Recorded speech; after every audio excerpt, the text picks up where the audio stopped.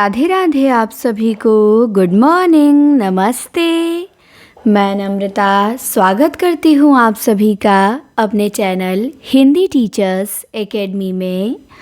तो one liner प्रश्न हम देख रहे थे और आज हमारी ये 20वीं क्लास है। 19 क्लासें हो चुकी हैं और इसमें हम अपने 1000 प्रश्नों को हल करेंगे। तो चलिए शुरू करते हैं।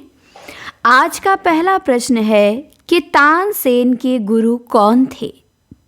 तो तानसेन के गुरु स्वामी हरिदास थे। कौन थे? स्वामी हरिदास। दूसरा प्रश्न है कि सूफी आख्यान काव्यों की अखंडित परंपरा की समाप्ति शुक्ल जी किससे मानते हैं? तो सूफी आख्यान काव्यों की अखंडित परंपरा की समाप्ति शुक्ल जी नूर मोहम्मद कृत इंद्रावती से मानते हैं। 53 नंबर का प्रश्न है नरसी जी का मायरा, ये किसकी रचना है? तो ये मीराबाई की रचना है, नरसी जी का मायरा। अगला प्रश्न है केशव दास का जन्म कब हुआ था? तो केशव दास का जन्म हुआ था 1555 में। इसके बाद है रस रतन, जो रचना है पुहकर की, इसकी नायिका कौन है? तो इसकी नायिका है रंभावती या रंभा। इसके बाद एक बहुत बढ़िया प्रश्न है, शुक्ल जी का कथन है और पूछा जाता है कि ये कथन किसके लिए है कि वे आचार्य की हैसियत से हिंदी के क्षेत्र में आए, कवि की हैसियत से नहीं। तो किसके लिए शुक्ल जी कहते हैं? तो महाराज जसवंत सिंह के लिए कहते हैं कि वे हिंदी साहित्य क्षेत्र में आचार्य की हैसियत से आए थे, कवि की हैसियत से नहीं। 57 नंबर का प्रश्न है कि पद्माकर को कविराज शिरोमणि की उपाधि किसने दी थी? तो पद्माकर को कविराज शिरोमणि की उपाधि जयपुर नरेश महाराजा प्रताप सिंह ने दिया था। तो पद्माकर को कविराज शिरोमणि की उपाधि किसने दी थी? जयपुर नरेश महाराज प्रताप सिंह ने दिया था। इसके बाद प्रश्न है श्रृंगार मंजरी, ये किसकी रचना है? तो ये प्रताप शाही की रचना है, श्रृंगार मंजरी। 59 नंबर में है 100 अजान एक सुजान उपन्यास है, किसका उपन्यास है? तो ये हमारे बाल कृष्ण भट्ट जी का उपन्यास है, 100 अजान एक सुजान। 60वां प्रश्न है भारतेंदु पत्रिका के संपादक कौन थे? तो भारतेंदु पत्रिका के संपादक राधाचरण गोस्वामी थे। कौन थे? राधाचरण गोस्वामी।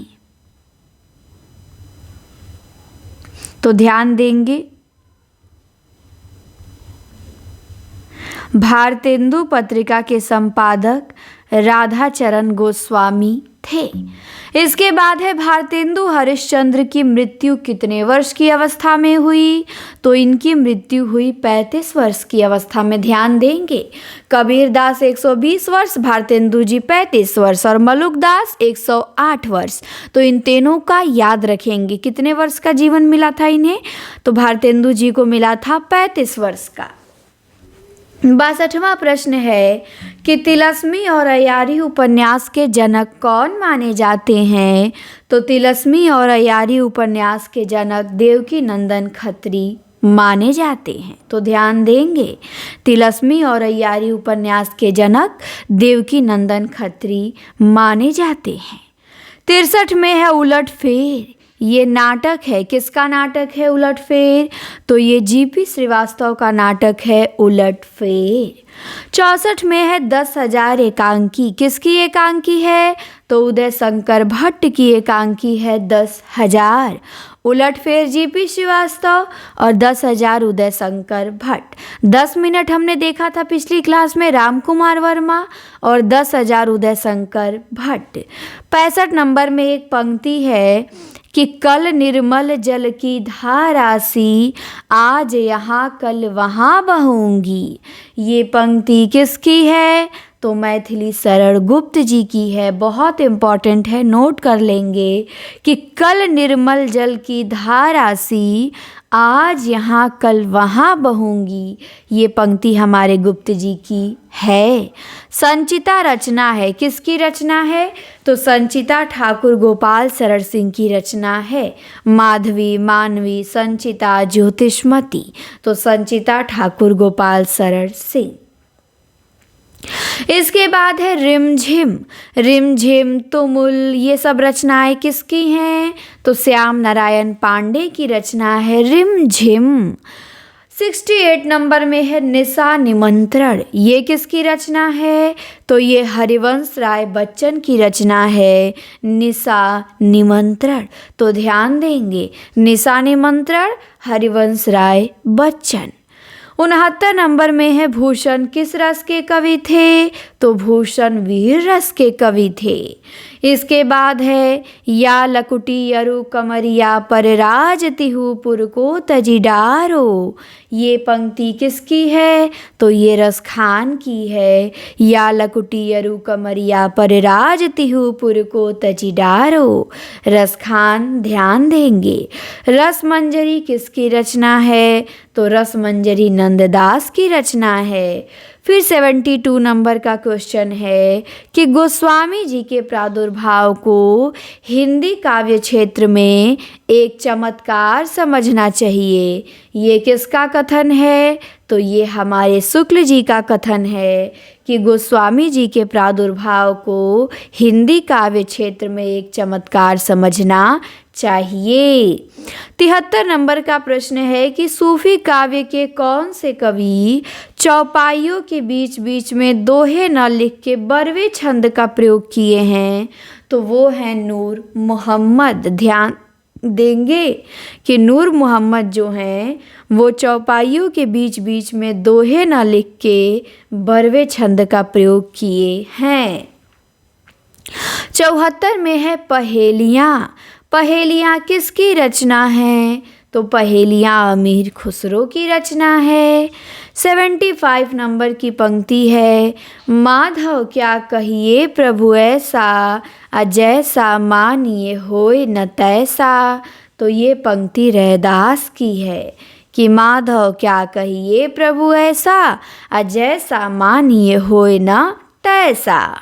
76 नंबर में है शुक्ल जी ने जायसी की कितनी रचनाएं मानी है? तो शुक्ल जी ने जायसी की 3 रचनाएं मानी है। ध्यान देंगे, रैदास के गुरु कौन थे? तो रैदास के गुरु रामानंद थे। भवानी विलास किसकी रचना है? तो भवानी विलास देव की रचना है। हरिश्चंद्र चंद्रिका कैसी पत्रिका है?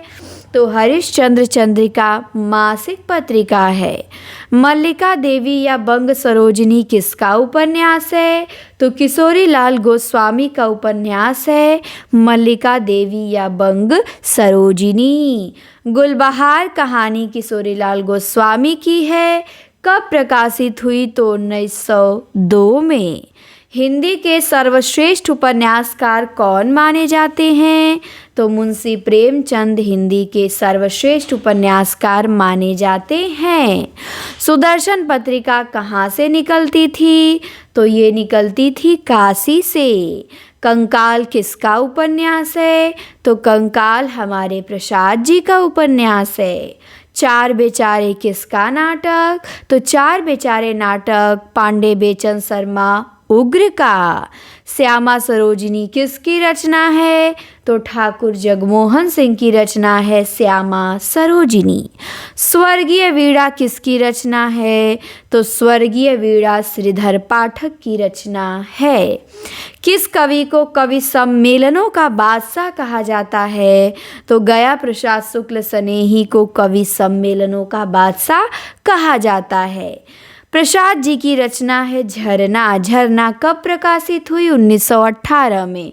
झरना का दूसरा संस्करण कब आया? 1927 में। 90 नंबर में है प्रथम रश्मि का आना रंगड़ी तूने कैसे पहचाना, ये पंक्ति किसकी है? तो ये सुमित्रा नंदन पंत जी की है। प्रथम रश्मि का आना रंगड़ी तूने कैसे पहचाना। प्रेम फुलवारी किसकी रचना? तो भारतेंदु जी की रचना है प्रेम फुलवारी। जुआरी खुआरी नाटक है किसका? प्रताप नारायण मिश्र जी का।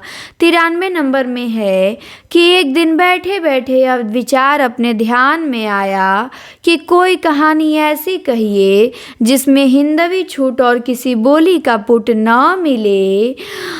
किस कहानी को लिखने का तो ये कथन किसका है? तो रानी केतकी की कहानी लिखते समय ये इंशाअल्लाह खां ने कहा है उसी में कि एक दिन बैठे बैठे अब बात अपने ध्यान में चढ़ी कि कोई ऐसी कहानी कहिए जिसमें हिंदवी छूट और किसी बोली का पुट न मिले।